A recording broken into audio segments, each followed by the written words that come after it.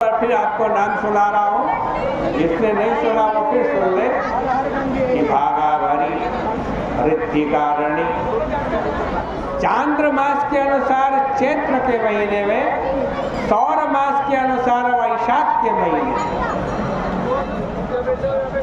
शुक्ल पक्ष में, आज शनिवार के दिन पंचमी तिथि में ये मेष की संक्रांति आपके घर में सुख समृद्धि, धन धान्य की वृद्धि, आरोग्य की वृद्धि प्रदान कर। तो गायत्री मंत्र क्या है, इसकी इतनी महत्ता क्यों है?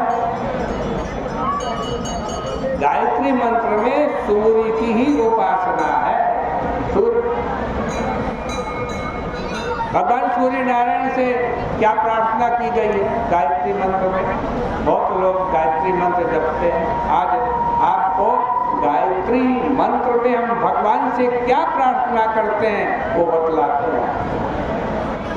सबको याद हो गायत्री मंत्र, तत्सवितो वरेण्यं भर्गो देवस्य धीमहि धियो यो नः प्रचोदयात्।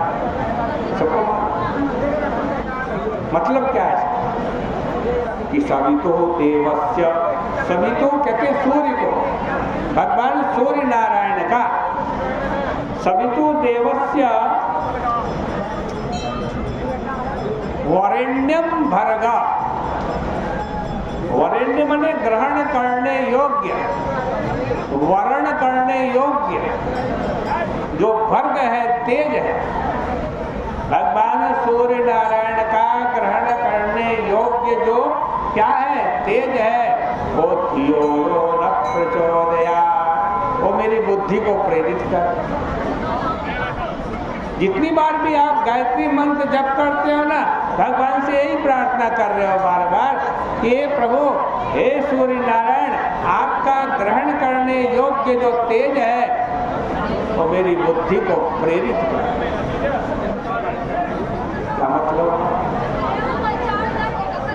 मतलब यह है कि मैं भी जो भी काम करूं, मेरी बुद्धि जो भी काम करे, हे प्रभु आपकी प्रेरणा से करे, आपकी प्रेरणा।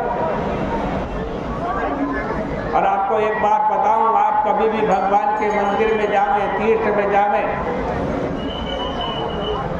एक ही प्रार्थना करना, केवल यही, न भगवान से धन मांगना, न संपत्ति मांगना, न बेटा मांगना, न बेटी मांगना, कोई भी कामना मत करना, केवल एक ही बात कहना, हे प्रभु मेरी बुद्धि आपकी प्रेरणा से काम करे, मेरी बुद्धि आपकी प्रेरणा से काम करे। और जिसकी बुद्धि भगवान की प्रेरणा से काम करने लगती है, उसका यह जन्म भी सफल, अगला जन्म भी सफल, जन्म जन्मांतर तक वो सफल ही है, क्योंकि वो भगवान की प्रेरणा से कार्य कर रहा है। हम लोग क्या करते हैं? हम लोग कभी काम की प्रेरणा से काम करते हैं, कभी क्रोध की प्रेरणा से काम करते हैं, कभी लोभ की, कभी मोह की, कभी मद की, कभी मत्सर की। इन दुर्गुणों की प्रेरणा से हम कार्य करते हैं। बोले गंगा मैया की जय। माता जी सत्संग में बैठी हो जरा, ध्यान दो। अब आप बहुत बढ़िया बात बताना चाह रहा हूं मैं आपको, ध्यान से सुनोगे तो आनंद आएगा।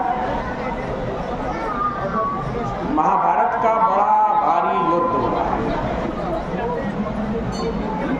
दो पक्ष थे, एक कौरव और दूसरे पांडव। कौरवों के पक्ष में बड़ी विशाल सेना थी। कौरव 100 भाई, पांडव 5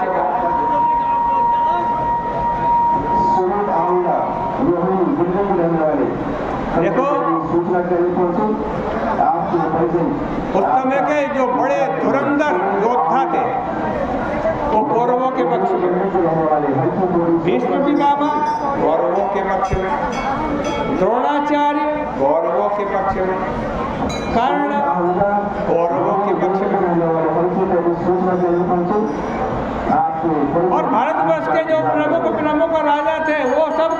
के पक्ष में थे।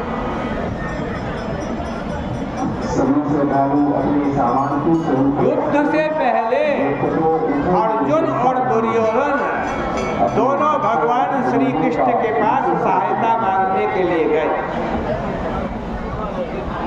दुर्योधन पहले पहुंच गया, अर्जुन बाद में गया। बड़ा अभिमानी भगवान उस समय सो रहे थे।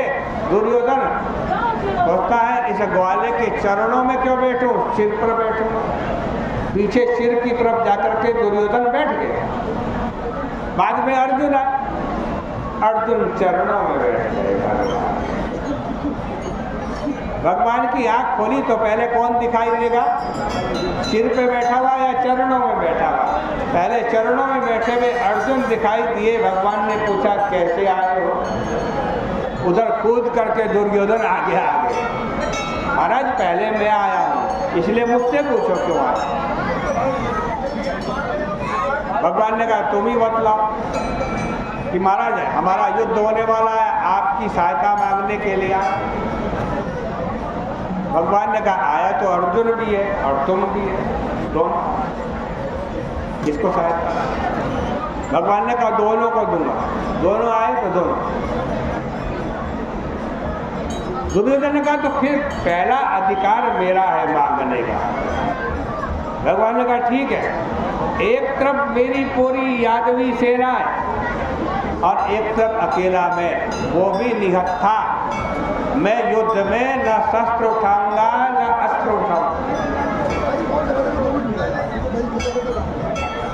दुर्योधन ने सोचा इसे खाली ये तो बातूनी है, बहुत बोलता बहुत।